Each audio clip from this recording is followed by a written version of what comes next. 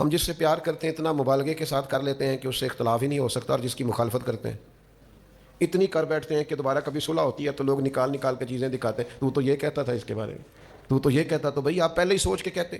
یہ بھی حدیث موجود ہے، حضور نے فرمایا کسی کی دشمنی اس حد تک نہ کرو کہ کل کو دوستی کرنی پڑے تو تمہیں پچھتاوا ہو، اور کسی سے دوستی میں اتنا مبالغہ نہ کرو کہ کل کو کہیں اختلاف ہو تو تمہارے لیے مشکل ہو۔ اعتدال پسندی خیر الامور اوسطھا، درمیانہ راستہ حسن ہوتا ہے۔ اپنی طبیعت کو، اپنے عمل کو اس طرح کا مرتب کیا جائے کہ اختلاف رائے کی گنجائش ہو، بات سنی جا سکے، بات کی جا سکے، بات کرنے کی گنجائش ہو۔ ایک بات پہ کبھی کبھی بڑا الجھ جاتا ہوں، میں سوچتا ہوں اللہ نے ہمارے محبوب پاک علیہ السلام کو کیسی انفرادی شان عطا فرمائی۔ آپ کے مخالف میں اگر کوئی خوبی پائی جاتی ہے تو آپ اسے تسلیم کیوں نہیں کرتے؟ آپ کا مخالف ہے، آپ کی جماعت سے نہیں ہے، آپ کے نظریے سے متفق نہیں، پر خوبی ہے اس میں کبھی کبھی یہاں جا کے نا تو بڑا رشک محسوس کرتا ہوں۔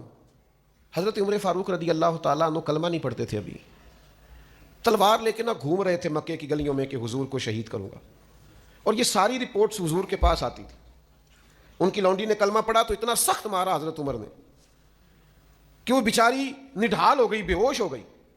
اچھا، ایک شخص آپ کے لیے تلوار لے کے مکے کی گلیوں میں گھوم رہا ہے کہ شہید کر دوں گا، لیکن ادھر رویہ کیا ہے؟ اس کی مخالفت کا یہ معیار ہے کہ میں شہید کر دوں گا، میں قتل کر دوں گا، میں یوں کر دوں گا، لیکن یہاں رویہ یہ ہے کہ محبوب بیت اللہ شریف کا غلاف تھام کے دعا کرتے ہیں، اے اللہ عمر ابن خطاب کو اسلام کی طرف پھیر دے۔ میں کہا کرتا ہوں کبھی اپنے مخالف کے لیے دعا کر کے تو دیکھو، یہ بھی حضور کا طریقہ ہے، شاید وہ موافق ہو جائے۔ یعنی وہ گھوم رہے ہیں تلوار لے کے شہید کروں گا، اور حضور بیت اللہ کا غلاف تھام کے کہتے یا اللہ ہدایت کی توفیق عطا فرما، اللہ عمر کے ذریعے اسلام کو، اللہم اعز الاسلام بعمر ابن خطاب، اے اللہ عمر ابن خطاب کے اسلام کے ذریعے سے اسلام کو عزت عطا فرما۔ اس بندے کی وجہ سے باوقار ہو جائیں گی بہت ساری چیزیں، اس سے لا دین میں۔ تو تھوڑا سا اختلاف کرنے والے کی خوبی کو تو سمجھیں آپ، وہ آپ سے اختلاف کر رہا ہے لیکن ایسا تو نہیں ہے کہ وہ صفر ہو گیا، اس میں کوئی صورت ہی نہیں بچی، کوئی گنجائش ہی نہیں بچی۔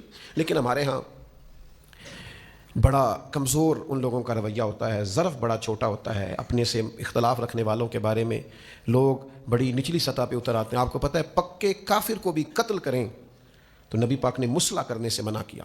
عرب کے لوگ مسلح کر دیتے تھے، ناک کاٹ ڈالتے تھے، آنکھیں نکال دیتے تھے، ہونٹ کاٹ دیتے تھے تلوار سے۔ حضور نے فرمایا تم نے اپنے مخالف کے ساتھ بھی کرنا ہے تو اس کا مسلح، یہاں تک کہ فرمایا تم جیت بھی جاؤ تو مشرکین کی کھیتیاں نہیں اجاڑنی، درخت نہیں کاٹنے۔